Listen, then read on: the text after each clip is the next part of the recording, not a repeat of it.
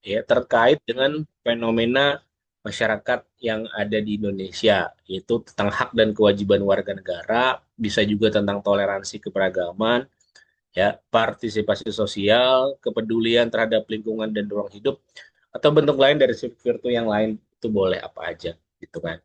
Nah, maka nanti ya fenomena ini bukan hanya sekedar deskriptif gitu. Kita jadi bukan cuma ngegambarin ini apa, tapi ini harus dianalisis secara kritis. Maksudnya gimana? Ya, dalam konteks perspektif pendidikan kewarganegaraan, fenomena itu masuk ke dalam bahasan apa? Ya, kemudian apa yang menjadi paling tidak substansi ya dalam dalam teori bahwa ini adalah penerapan apa dan kira-kira proses ini tuh ya berjalan seperti apa ya manfaatnya, implikasinya dan lain sebagainya gitu. Sehingga ini bisa dianggap menjadi sebuah role model atau contoh gitu bahwa fenomena yang ada di masyarakat ya ideal sebenarnya kita punya. Nah, kita hanya ingin mengangkat menjadi sebuah contoh. Jadi, kalau saya bilang nggak semua kehidupan kenegaraan kita tuh buruk, enggak. Buat saya justru di sudut-sudut gang, di tempat-tempat tertentu itu sebetulnya banyak gitu ya. Kehidupan potret ideal negara maju, saya bilang. Kenapa saya bilang negara maju? Karena yang dicita-citakan dalam Pancasila itu sebetulnya adalah potret negara maju gitu ya. Orang-orang yang sudah berpikiran maju, ya disiplin, tertib, toleransi dan lain sebagainya. Makanya coba cari ya potret-potret itu kemudian jadikan sebagai role model. Nah, kontribusinya tentu ini bisa dijadikan sebagai kultural atau kekayaan kultural bangsa kita gitu ya. Nah, contohnya ada beberapa ya. Ini boleh ngambil ini, boleh yang lain. Tapi fenomenanya harus real gitu ya. Jadi jangan diada-adakan, jangan hanya diperkirakan ada. Yaitu misalnya kampung toleransi antar umat beragama. Nah, definisi kampung ini nggak mesti ada status kampung. Ini adalah kampung toleransi gitu. Kan ada aja bisa disebut ini adalah kampung toleransi enggak. Yang mungkin fenomena yang bisa kamu lihat misalnya nih, ternyata ada gereja sebelahan dengan masjid misalnya. Kemudian jamaahnya itu bertetangga misal, ya. Kemudian bagaimana kehidupan mereka ternyata nggak pernah ada konflik, nggak pernah ada perselisihan dan lain sebagainya. Nah, hasil pengamatan kita itu kita angkat menjadi sebuah potret ideal bagaimana bertoleransi antara umat beragama misalnya. Boleh gitu ya. Jadi bahasa kampung toleransi ini bukan berarti bang kampung yang didefinisikan sebagai wah ini ditetapkan sebagai kampung toleransi enggak. Jadi boleh aja kayak gitu. Yang kedua, misalnya contoh lain adalah komunitas pengelola sampah. Ya. Apakah di rumah kamu misalnya ada komunitas atau perkumpulan ibu-ibu yang berhasil memodifikasi perilaku masyarakat sehingga masyarakat itu semuanya tertib dalam mengelola sampahnya secara mandiri. Nah, buat saya itu juga bagian dari potret ideal kehidupan warga negara. Boleh. Atau desa sadar hukum. Ya, bahasa desa itu bisa diganti kelurahan, RT, RW, sadar hukum. Misalnya masyarakat di sini tuh semuanya sangat tertib, sangat taat hukum, bayar pajak, ya, kemudian bayar retribusi, ya, dan lain sebagainya itu boleh. Kemudian inisiatif warga dalam menjaga lingkungan. Meskipun ini sama dengan yang nomor dua, ini contoh ya. Misalnya ada pegiat atau pencinta danau misalnya, atau mengadakan kegiatan kerja bakti di tiap Jumat misalnya ya. Praktik gotong royong di wilayah perkotaan ya apa aja ya gotong royong misalkan ketika ada musibah sistem yang berjalan di satu tempat itu kayak gimana. Nah, bisa menyasar komunitas-komunitas digital boleh anti hoax, anti kekerasan seksual ya atau ada perkumpulan apa dan seterusnya. Yang penting konteksnya adalah bagaimana fenomena ini ya merupakan potret dari kehidupan berwarga negara yang baik. Ini nggak terbatas ini, tapi contohnya lain saya yakin ada banyak. Gitu. Makanya berangkatnya jangan dari tema ini, tapi berangkatnya dari observasi kamu. Di sekitar kamu ada nggak sih yang bagus? Makanya nanti berkelompok, kamu berdiskusi selama 2 minggu ke depan, ya, karena batas untuk judul dan outline yang ini adalah 2 minggu. Oh, di tempat saya ada yang begini, di tempat saya ada yang begini. Nanti kalian berdiskusi tuh, mana kira-kira yang cocok dan bagus dijadikan sebagai dokumenter. Nah, sistematika dari videonya, ya, supaya nggak hanya foto-foto aja, maka dibuat beberapa urutan. Yang pertama ada opening. Opening ini berkaitan dengan masalah.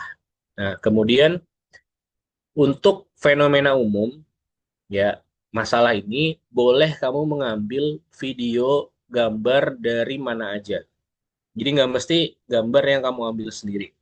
Untuk masalah openingnya, misalnya konflik, kamu bicara konflik Ambon, Poso, menggambarkan orang keributan di antara dua umat beragama misalnya. Itu boleh aja kamu ambil cuplikannya sebagai pengantar, ya, di bagian masalah di awal, ya. Nah, kemudian baru kita masuk ke eksplorasi kasus. Jadi kamu mau menggambarkan kondisi ideal di mana, ya. Ya, kalau ini gambarnya real berarti dari tempat yang kamu tuju, ya. Kemudian aktivitas warganya kayak apa. Jadi misalnya kalau kamu ngambil bank sampah misalnya. Nah, kamu jelasin dulu lokasi subjek penelitian atau subjek video ini ada di mana. Kemudian sedikit kamu mungkin ambil cuplikan aktivitas warga atau kompilasi dari berbagai aktivitas mereka dalam dalam fenomena ini boleh. Nah, kemudian hasil observasi kamu menggambarkan mereka dan kutipan wawancara ini ada wawancara ini harus menggunakan wawancara asli dari objek atau subjek yang kamu gambarkan. Misalnya kamu ada wawancara dengan ibu-ibu atau ketua bank sampahnya, atau kamu wawancara dengan misalnya ketua RT atau RW, siapapun yang memang punya kaitan dengan fenomena yang kamu gambarkan, ya. Nah, jumlahnya berapa? Nah, nanti ada di slide selanjutnya, tapi sifatnya juga kutipan. Jadi kayak kamu nonton dokumenter kan biasanya tuh ada sebagian hasil kutipan wawancaranya, ya kan? Kayak kayak film-film atau bukan film, kayak video dokumenter ada kalau kamu pernah nonton investigasi misalkan yang di belakang layarnya itu gelap, terus dia dicerita sedikit hasil wawancaranya, mempertegas dan memperkuat hasil observasi kamu. Oke. Nah, kemudian baru kita masuk ke analisis kewarganegaraannya. Nah, kaitannya dengan Pancasila itu apa? Kemudian dengan hak dan kewajiban, ya, kemudian dengan demokrasi, dengan civic engagement, misalnya itu apa? Nah, disinilah substansi analisisnya sebetulnya. Kamu bisa mengaitkan antara fenomena yang kamu angkat dengan materi Pancasila ataupun kewarganegaraan dalam kuliah ini, ya. Nah, yang bagian terakhir adalah nilai keteladanan. Kamu bisa memberikan narasi apa sih yang bisa ditiru dari kegiatan ini atau fenomena ini dan kenapa ini penting itu perlu disampaikan di akhir, dan yang terakhir dibuat dengan narasi penutup, ya, refleksi dan harapan ke depan tuh seperti apa. Nah, maka jika 15 menit ini dikompilasi, ya, buat saya sebetulnya cukup. Artinya data kamu tuh dipilih mana yang paling bagus, kutipan wawancara, bagian mana wawancara yang paling menunjukkan jawaban dari eh, profil atau potret ideal masyarakat di situ, gitu kan. Makanya 15 menit itu sebetulnya buat saya adalah batas minimal, ya. Batas 10 sampai 15 itu minimal video itu. Jadi kalau cuma 5 menit buat saya kurang menggambarkan, ya. Nah, berikutnya adalah metodenya. Kamu harus mengobservasi, ya, jelas, ya. Kemudian ada dokumentasi visual, ambil video, kemudian em, nama untuk observasi ini saya kira videonya video asli, ya. Jadi bukan hanya mengutip, bukan hanya mengambil punya orang, tapi hasil observasi kita. Kemudian untuk wawancara itu minimal 2 sampai 3 narasumber, ya. Siapa aja, warga, tokoh lokal, pihak terkait, dan yang terakhir adalah kita masih juga punya studi pustaka dari data-data buku maupun jurnal yang berkaitan dengan PKN. Ya, kemudian data sekunder, berita, laporan, dan lain-lain. Nah, ini timelinenya. Jadi pekan ini pekan 8, minggu depan pekan ke-9, minggu depannya lagi pekan ke-10. Nah, di pekan ke-10 kita hitungnya mulai dari pekan 1, ya. Pekan 10 atau tanggal 12 itu adalah pekan 1 dari timeline ini. Maka hasil dari diskusi kamu selama 2 minggu untuk kelompok adalah menemukan judul project dan membuat latar belakang 1 sampai 2 slide, ya. Kemudian kamu jawab rumusan masalahnya, lokasi dan subjek penelitiannya. Ini dibuat dalam slide, maksimal 5 slide yang dikumpulkan di pekan 1. Jadi saya akan buat ini bertahap. Sebetulnya mungkin ini bisa dilakukan dalam seminggu kalau kalau mau di serius atau dikejar. Tapi buat saya kalau ngerjainnya seminggu, satu terburu-buru, kedua kalian kan bukan kuliah cuma sama saya aja, tapi ada kuliah yang lain. Jadi kalau kita ngerjainnya bertahap, mungkin seminggu cuma 3 jam, 3 jam, atau gunain waktu kuliahnya ini untuk mengerjakan, nanti hasilnya akan jauh lebih bagus, ya. Dibandingkan kalau saya kasih waktu 6 minggu, tapi belas aja 6 minggu tuh nggak pernah ada pembahasan step ini, ya. Saya nggak tahu tentang apa yang kalian buat, ya. Kemudian kalian juga pasti mengerjakannya terburu-buru di akhir, selalu begitu. Makanya saya buat tahap per minggu eh, untuk melihat progres, ya. Dan kadang begini, ide-ide itu kan muncul di perjalanan. Oh iya, kayaknya nambahin ini deh bagus. Oh, kurang ini deh. Oh, tambahan datanya yang ini. Oh, ada narasi yang perlu ditambah dan lain sebagainya, ya. Kemudian pekan kedua, ringkasan teori, draft pertanyaan wawancaranya, observasi, ya. Kemudian yang ketiga adalah foto, observasi, rekaman wawancara, catatan lapangan. Yang keempat adalah transkrip wawancara, hasil analisis draft. Nah, yang 5 dan 6, pekan ke-5 dan 6 ini saya kira adalah finalisasi pembuatan videonya. Gitu. Jadi nanti di akhir, di pekan ke-15, kita sama-sama akan merefleksi dan menayangkan hasil videonya. Nah, yang dikumpul nanti bukan dalam bentuk MP4, tapi dikumpulkan dalam bentuk link. Karena nanti ini akan diupload di YouTube kalian masing-masing, di satu kelompok siapa. Tujuannya gimana? Selama ini kan kita selalu ngambil konten dari media sosial, ya. Sekali kitalah yang berkontribusi terhadap konten itu, ya. Jadi mungkin kalau analisis kamu mendalam, video kamu bisa digunakan sebagai media pembelajaran oleh orang lain, oleh guru PKN, oleh guru IPS, atau siapapun yang membutuhkan tema ini dalam kehidupan nyata.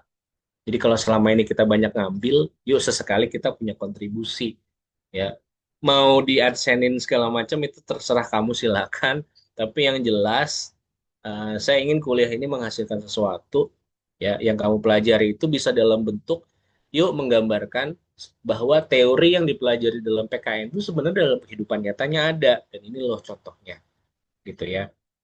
Sehingga kamu mau upload masing-masing di akun YouTube kamu sendiri-sendiri, silahkan. Mau satu kelompok satu juga silahkan. Yang penting yang dikumpul dalam apa namanya, dalam hasil akhirnya hanyalah link, ya.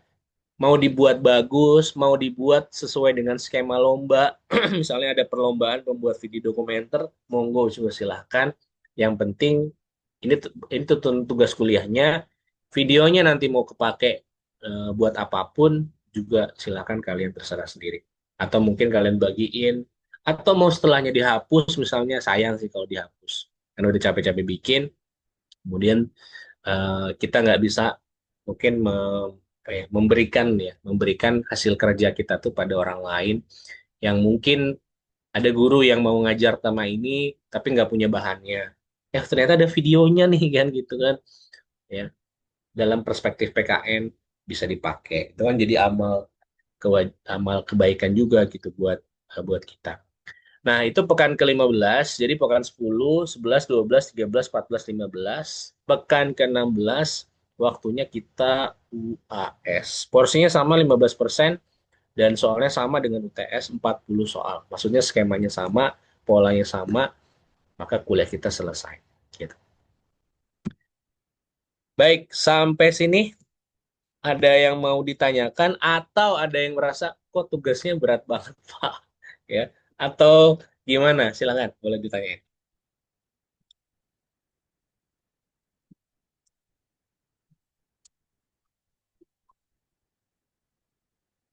Atau udah kebayang atau belum? Takutnya salah persepsi.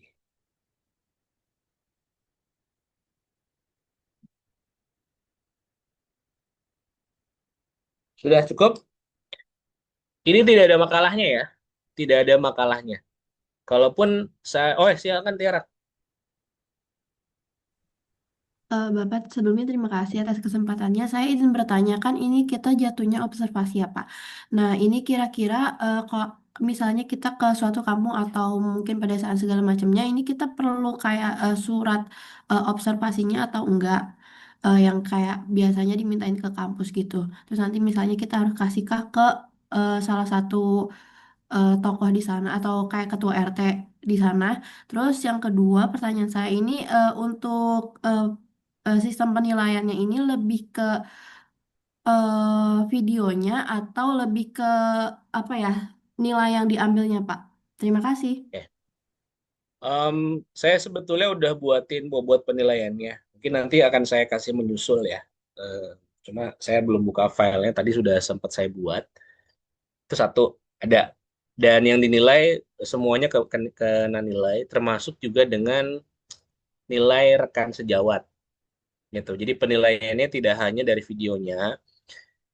Kalau nggak salah saya akan memberikan 10% poin penilaian itu dari mahasiswa terhadap anggota kelompoknya sendiri-sendiri.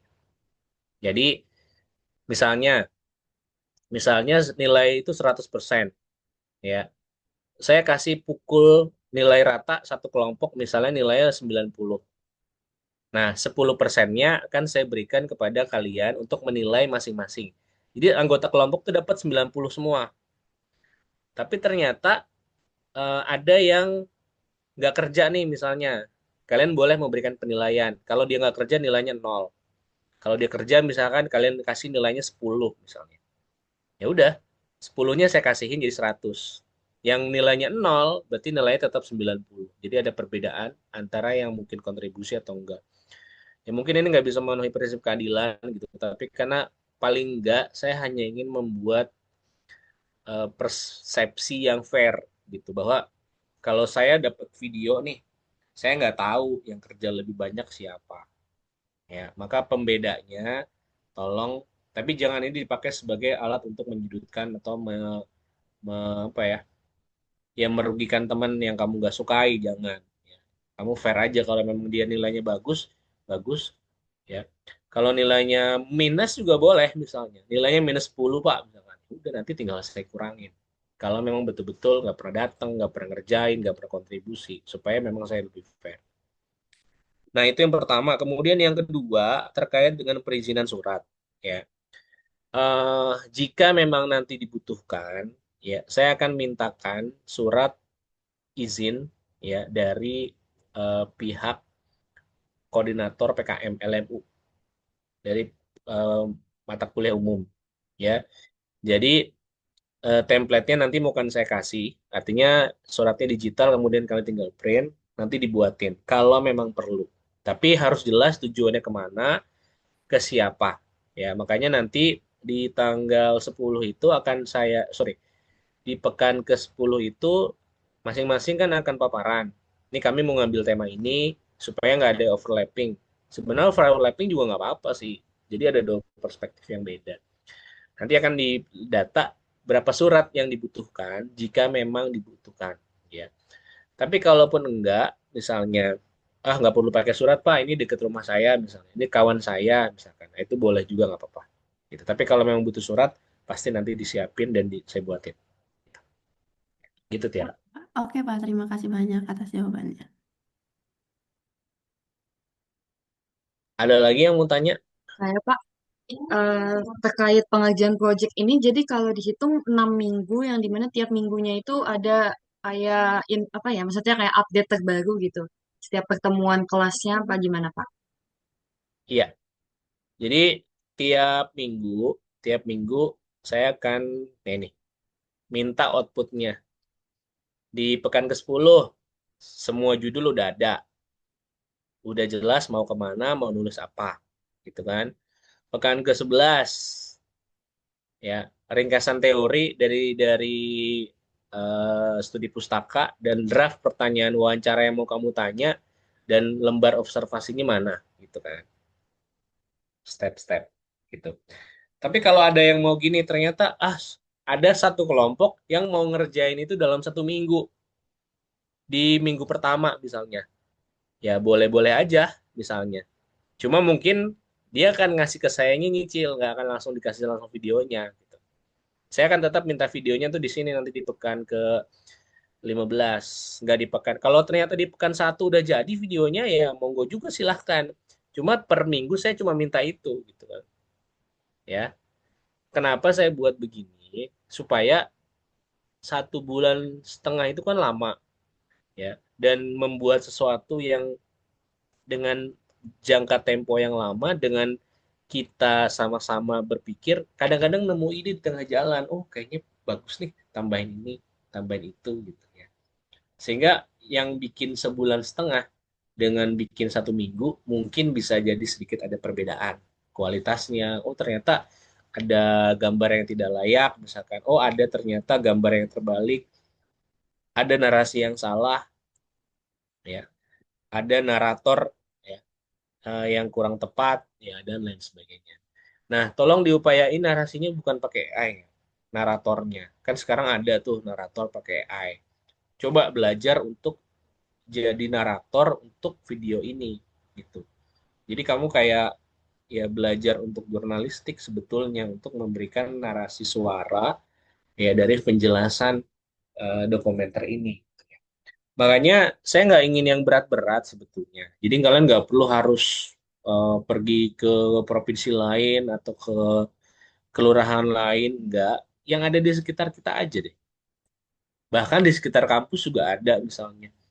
Ya, oh ada ternyata em, mahasiswa yang memperjuangkan mahasiswa lain misalnya. Itu buat saya juga nggak masalah, boleh. Apa aja gitu. Yang penting ini jangan banyak mengeluarkan anggaran ataupun dana gitu. Ya kan, kalau kalau ada di sekitar rumah itu kan kayak kamu ikut berpartisipasi dalam kegiatan itu. Misalkan bank sampah nih, ya kamu tinggal ikut aja, kamu sambil nanya-nanya, Bu boleh nggak saya rekam? Ini buat tugas kuliah misalnya, ya gitu-gitu. Jadi jangan sampai ada mengeluarkan dana-dana berat, ya. Kita ingin buktikan bahwa dengan anggaran ataupun persiapan dan sumber daya yang minim pun sebenarnya kita tetap bisa menghasilkan sebuah produk atau konten digital yang bagus begitu. Apalagi sekarang kayaknya informasi membuat video yang bagus tuh sudah tersebar di mana-mana gitu kan. Tinggal kita mau mengikuti dan mau nggak mencoba, ya, mau nggak mencoba. Nah, kenapa tema ini yang saya ambil, ya? Karena sebetulnya anak-anak sekarang tuh udah melek teknologi gitu ya. Sudah pada paham lah. Artinya ya jangankan kalian yang em, udah masuk fase kuliah gitu. Anak saya yang umurnya paling kecil 5 tahun itu, dia sudah bisa bikin konten TikTok dan Roblox tuh digabung dengan narasi gitu kan. Ya meskipun isinya banyak yang anomali gitu ya. Artinya ya karena gen alpha gitu ya terpengaruh dengan anomali-anomali kan. Sesuatu yang real tapi dibuat agak menyimpang ataupun beda gitu kan. Balerina, cappuccino gitu ya. Dal-dal, sendal, ya. Tung-tung sahur. Ya. Maksud saya coba kita ingin ganti gitu ya. Ubah perspektifnya, ternyata konten digital tuh bisa juga untuk sesuatu yang bermanfaat gitu ya. Saya nggak mau bilang anomali itu nggak bermanfaat, ya mungkin itu hiburan, tapi esensinya nggak dapet, ya esensinya nggak dapet, dan hanya artinya ya di masa kecil tuh oke gitu sebagai bentuk imajinasi, oh ternyata bisa sampai sejauh itu ya. Gitu. Nah sekarang coba kita apa namanya isi ya konten digital itu dengan sesuatu yang positif, ya apalagi ini contoh gitu ya, sehingga bisa menjadi oh gini loh ya kalau kita kompilasi gini loh ya jadi warga negara negara maju tuh kayak gimana gitu ya. Dan tentu ya kalian udah sedikit lagi kan masuk ke dalam fase usia remaja akhir kan. Ini kan usia-usia kalian kan 19 tahunan. Ya, fase dewasa itu kan 21 ya. Bahkan mungkin 4 atau 5 tahun lagi sudah ada yang punya anak atau berkeluarga di sini. Ya, who knows, nggak tahu. Jadi masa-masa transisi ini buat saya adalah bagian untuk mendewasakan diri, untuk bisa lebih peka melihat keadaan, dan tentunya kita juga bukan hanya bisa berkomentar, tapi juga ikut berkontribusi sebetulnya untuk menghasilkan sesuatu. Waktu itu kan berjalan cepat. Jadi kalian yang ada di penghujung akhir masa remaja ini, saya kira bagus untuk bisa mengamati nih fenomena sosial yang ada, sehingga kita bisa jadi bagian untuk memperbaiki. Kalau ada satu generasi nggak bisa dihapus untuk bisa diperbaiki, ya mungkin kita hanya perlu bersabar untuk menunggu generasi selanjutnya yang ya punya kualitas untuk bisa mengisi itu. Jadi kalau saya bilang mengubah perilaku masyarakat kita membuang sampah sesuai kategorinya pada tempatnya itu nggak bisa diubah, oke. Tapi bisa nggak kita menunggu generasi itu udah nggak ada, kita bisa berganti dengan generasi-generasi yang lebih sadar bahwa ya apa artinya kehidupan ini tanpa ada lingkungan, misal. Buat apa kita disebut negara-negara besar, ya, kemudian punya kemajuan teknologi ini dan itu, ya, tapi kita abai dengan lingkungan sekitar terhadap hewan dan tumbuhan, misalnya. Ya, sungai jadi rusak, ekosistem eh, tercemar, udara kotor, ya kan. Nah, itu yang mungkin ingin digaungkan melalui langkah kecil pembuatan video ini gitu. Sekaligus saya punya data untuk bisa memberikan penilaian. Sehingga penilaian saya tidak hanya secara kognitif tentang teori yang kamu punya, tapi juga langkah nyatanya meskipun saya akui ini mungkin ada kelemahan gitu. Misalkan satu kelompok saya berikan nilainya 90, ya.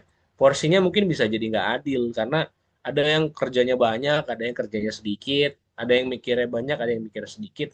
Saya anggap itu sebagai kerja tim, gitu, bukan sebagai kerja individu. Nah, individunya akan saya ambil dari penilaian sejawat dan mungkin nilai UTS dan UAS, ya, hanya itu.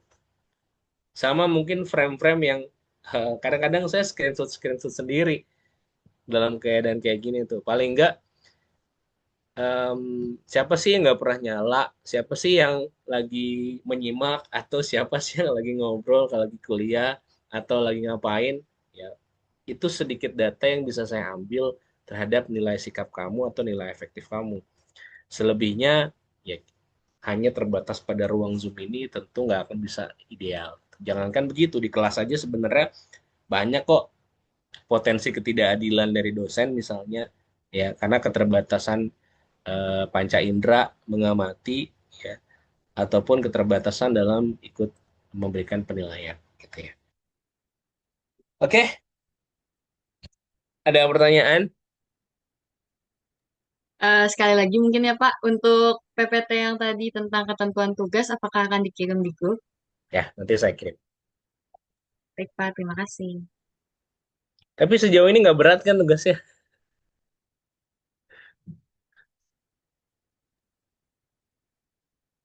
Nggak ya? Nggak.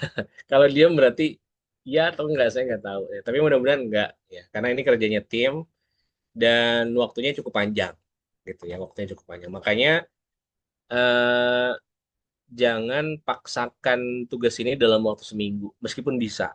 Ya, satu dicapai di kamu, kedua hasilnya nggak maksimal, dan yang ketiga ya sayang aja waktu-waktu yang ada di minggu depan tuh jadinya kosong. Ya, jadi kan kamu juga punya mata kuliah yang lain. Ya. Oke, silakan, Namira. Pak, untuk video itu nanti semua kelompok harus masuk frame, Pak. Atau beberapa aja boleh. Maksudnya masuk frame di mana? Nanti kan buat video wawancara gitu, pasti kan nanti Hmm. ada anggota kelompoknya kan, Pak. Itu harus masuk semuanya atau kayak Oh, beberapa oke. aja. Ya. Kalau saya sebelumnya pernah bikin video ini juga semacam ini, tapi di pada mata kuliah lingkungan ya waktu itu. Tapi bukan mata kuliah umum, mata kuliah lingkungan strategis. Jadi Ada yang kelompok yang pengen anggotanya tampil kelihatan gitu ya. Sebatas mungkin kayak ada video dokumenter dia ikut berpartisipasi, ada yang lagi bertanya gitu kan. Tapi kalau yang saya amati sih di dokumenter itu biasanya yang buat atau konten kreator itu nggak muncul. Jadi kalau misalkan ada pertanyaan, suara pertanyaannya, tapi frame yang ngejawab yang kelihatan gambarnya. Biasanya gitu, ya. Jadi menurut Bapak, Bank Sampah ini menarik atau enggak? Misalnya? Oh, yang muncul sebenarnya yang jawab. Makanya mau muncul atau enggak, silahkan, terserah preferensi kelompok aja, ya. Atau mau di depan aja, misalnya identitas awal dengan perkenalan, ya monggo silahkan. Tapi itu akan membuang waktu atau menyita waktu durasi misalkan. Tapi kalaupun enggak pun juga nggak apa-apa. Jadi kalau ada satu kelompok ngirimin tugas, makanya saya nggak bisa bedain mana yang banyak masuk frame apa enggak, atau dia kerja atau enggak, nggak bisa kan, ya. Boleh, jadi boleh masuk, boleh enggak. Sebagusnya aja kira-kira mau ada di dalam atau enggak, misalnya gitu. Tapi kalaupun enggak, ya kalian sebagai konten kreatornya sebetulnya yang jadi bahan penilaiannya. Produknya adalah video gitu. Jadi kayak sutradara, kayak kru filmnya, sutradaranya, produsernya, ya lightingnya, nah artisnya siapa, ya mereka juga, mereka-mereka yang kamu observasi fenomenanya gitu. Oke, Mira, das.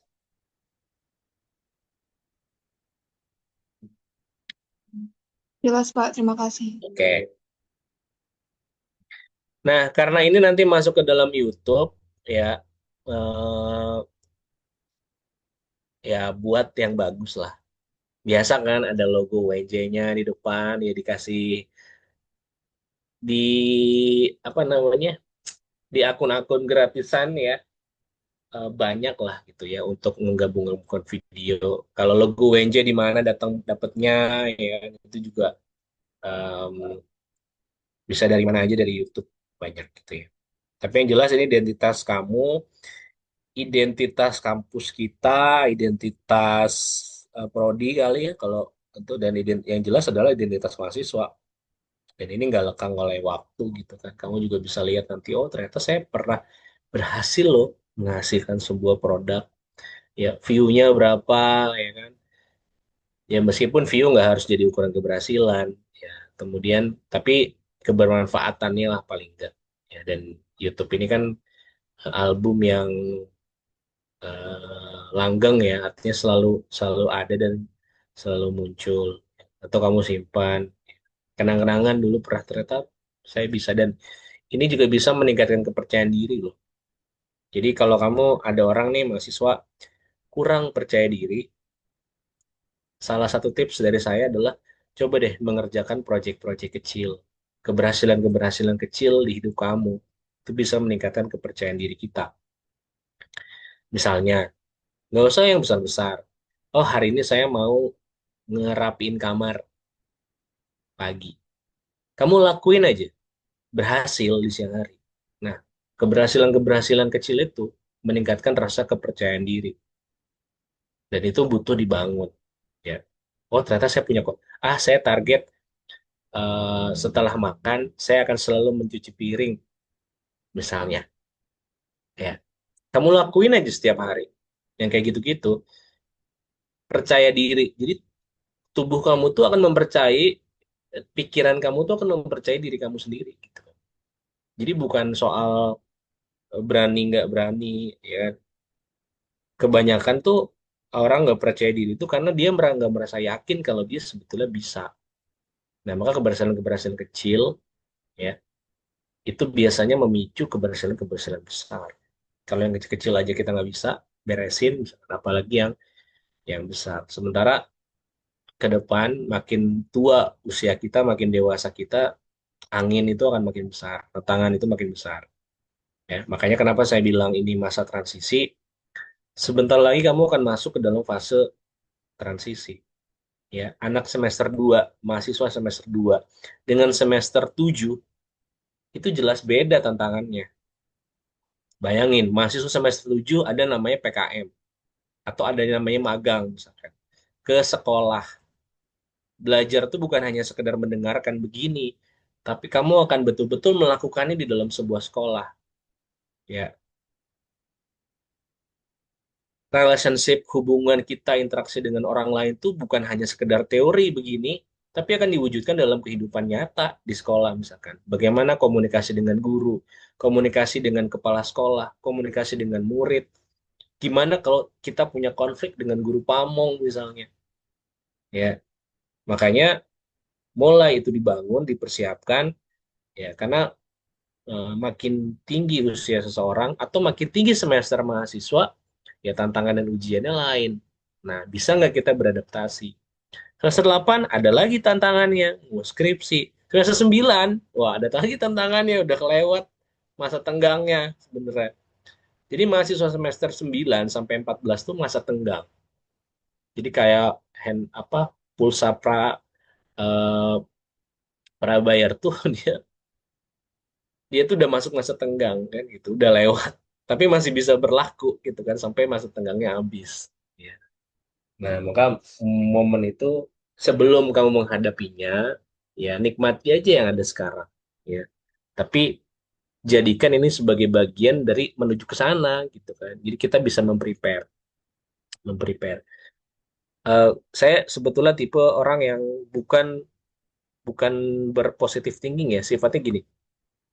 Jadi kalau ada nggak sih negatif thinking yang ber apa ya bermanfaat? Ya, mungkin kalau kamu paham di filsafat ya, ya misalkan stoikisme nih, kita tuh negatif thinking bukan berarti pengen berharap kejadian buruk, tapi kita sudah memprepare pikiran dan hati kita tuh untuk menghadapi situasi yang buruk misalnya. Saya ambil contoh gini, kita mau ke puncak nih hari Sabtu, hari Sabtu.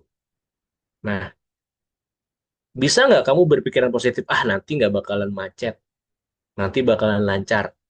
Positif thinkingnya begitu. Apakah itu akan kejadian? Jawabannya belum tentu.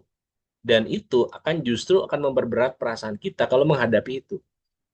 Tapi kalau misalkan saya mau ke puncak hari Sabtu, saya sudah memprepare, wah nanti bakalan macet nih, wah nanti bakalan begini nih, bakalan capek, bakalan segala macam. Terus ketika saya menghadapi itu, kejadian begitu, ya perasaan saya nggak akan terlalu berat, karena saya sudah menduga itu semua terjadi. Gitu. Dan justru keuntungannya, karena saya tahu akan menghadapi situasi yang buruk, macet, pegel, lama, dan lain sebagainya, naik mobil, saya sudah prepare bawa minuman, bawa makanan, cemilan, bawa musik, misalnya. Karena saya tahu akan menghadapi situasi yang berat. Tapi bayangin orang yang positive thinking tadi di awal, dia berpikirannya akan lancar, tahu-tahu dapet sesuatu yang buruk, macet, kemudian akhirnya dongkol, dan perasaan berat itulah yang terjadi ketika kita tidak memprepare atau tidak membuka ruang di hati kita tuh untuk sesuatu yang kurang bagus, misalnya. Nah, maka sama ya, bukan berpikiran buruk, tapi sebetulnya kita memprepare bahwa ada kemungkinan-kemungkinan buruk yang mungkin bisa terjadi. Ya, saya bercerita ini mungkin teringat gara-gara ya kejadian semalam ya, KRL di Bekasi gitu kan. Ya, dulu kan dulu banget saya selalu berpikir gini, oh kalau kereta itu paling bahayanya ada di depan ya, paling bahayanya ada di depan. Karena ketika tabrakan ada di depan. Nah, ternyata skenario-nya bisa terjadi lain. Bisa dari belakang, gitu kan. Dari belakang, dan who knows, gitu kan. Kondisi itu bisa terjadi.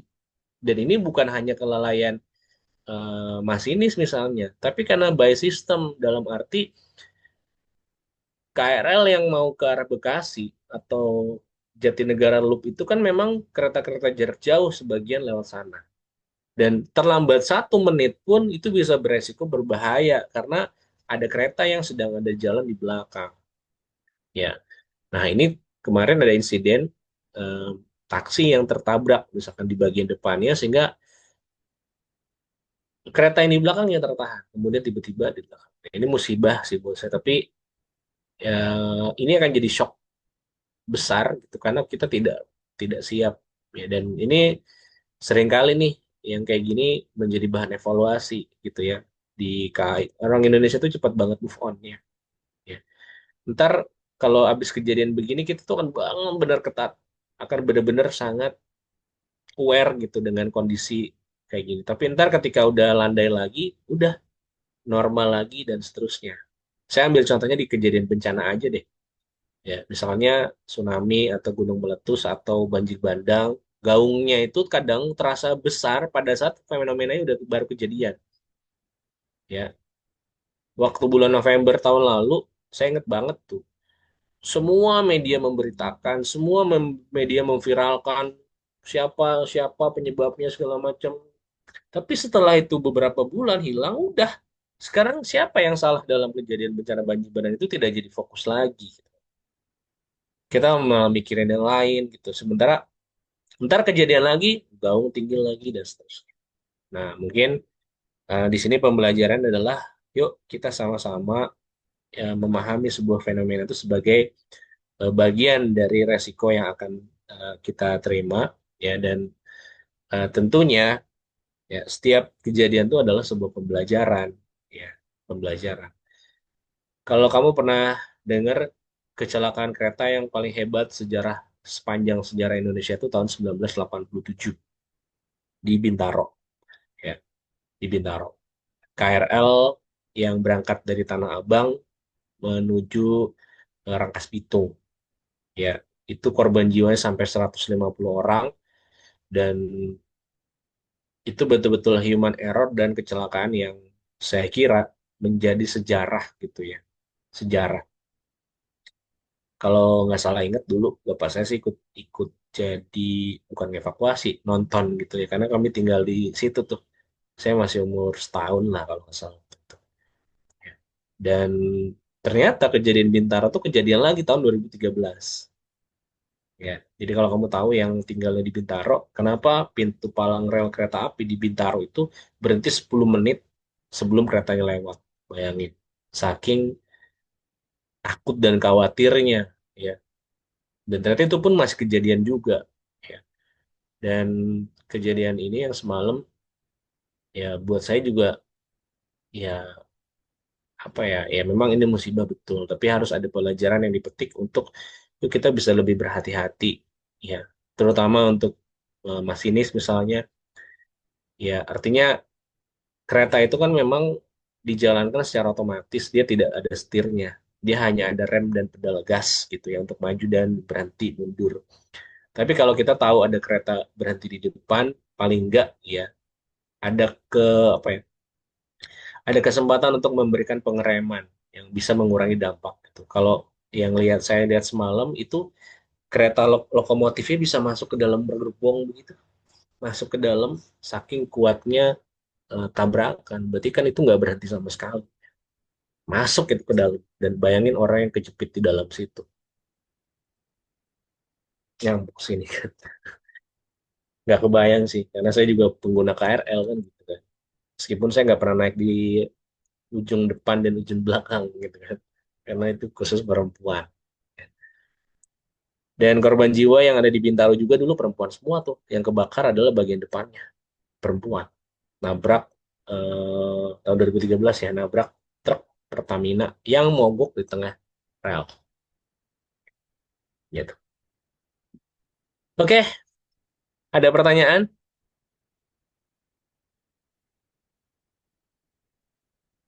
Oke, kalau nggak ada, setelah ini mungkin kalian mau diskusi atau mau bagi-bagi, nggak perlu bagi-bagi sebetulnya. Ya, silakan strateginya kayak apa, tapi yang jelas jangan sampai harus mengeluarkan dana yang cukup besar, nggak perlu.